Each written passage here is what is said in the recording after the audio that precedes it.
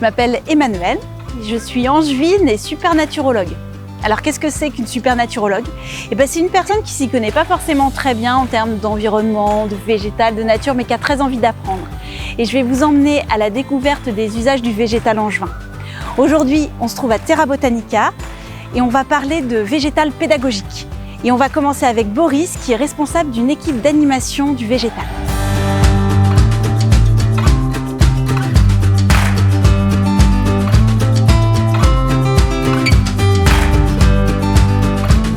Bonjour Boris. Bonjour Emmanuel.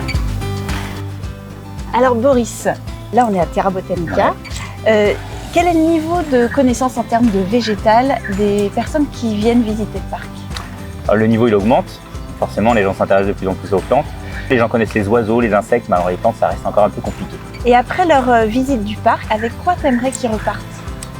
Moi j'aimerais bien qu'ils repartent avec une autre idée de ce que peuvent être les plantes. On ouvre des portes sur des domaines et éventuellement qu'ils regardent leur jardin un petit peu différemment. Qu'ils regardent le végétal qui pousse au coin de leur mur, dans le fond du jardin, qui n'ont pas forcément semé ou planté. Qui s'intéressent à ce qui se passe autour d'eux au quotidien finalement. Oui c'est ça, pas uniquement à ce qu'on a mis dans le jardin mais aussi à ce qui s'y invite.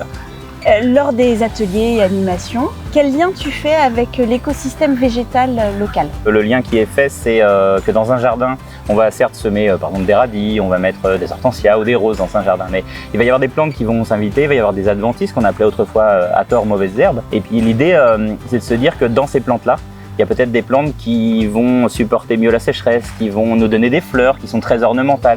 Donc laisser un peu de place à la nature, même dans un jardin, même dans la partie qui est plutôt humaine. Oui. Laisser de la place à la nature. Et en quoi Terra Botanica peut-il contribuer à faire passer des messages pédagogiques liés à la biodiversité, l'urgence climatique ou l'alimentation durable?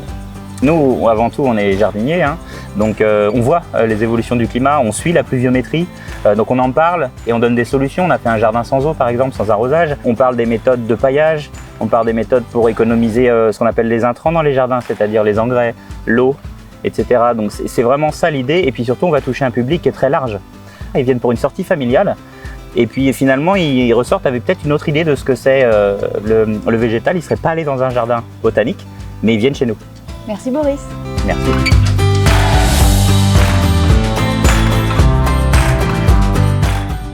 On part maintenant à la rencontre de Pierre, qui est directeur général de Terra Botanica. Bonjour Pierre. Bonjour Emmanuel. Alors Pierre, c'est quoi la différence entre Terra Botanica et les autres parcs? De belles différences. La première différence, c'est que nous sommes un vrai parc hybride.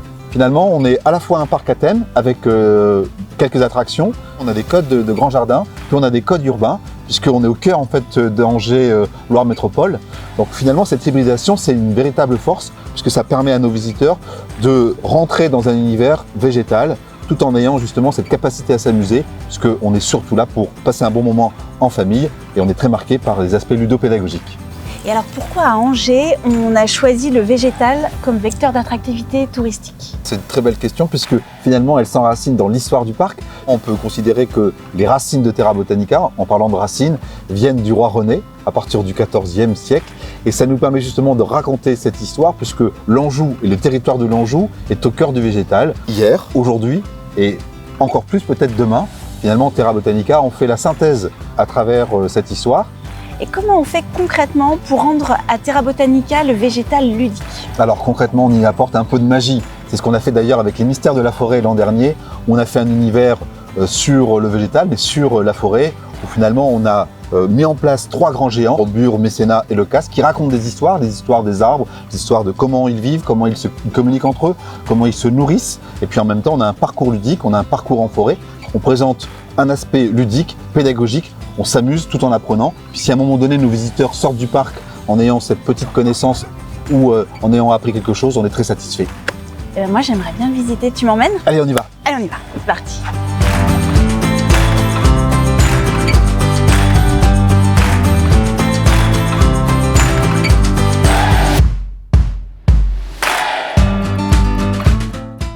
Bonjour Lisa. Bonjour. Alors aujourd'hui, vous êtes à Terra Botanica. Pourquoi vous avez choisi de venir ici plutôt que d'aller dans un musée ou un château? On était en visite en famille et on trouvait que c'était un bon compromis pour les adultes et les enfants. donc une journée en famille pour que tout le monde s'amuse. Donc on a choisi Terra Botanica.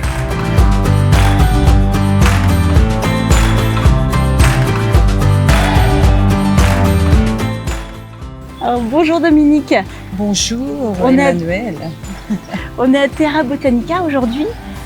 Pourquoi vous avez choisi de venir ici plutôt que dans un musée ou dans un château? Alors d'abord la météo. Nous sommes des fans de Terra Botanica. C'est la nature et on suit l'évolution des plantations au fil des saisons. Mais voilà, moi ça me ressource. Merci beaucoup. Voilà, ben merci Et Emmanuel. bon après-midi.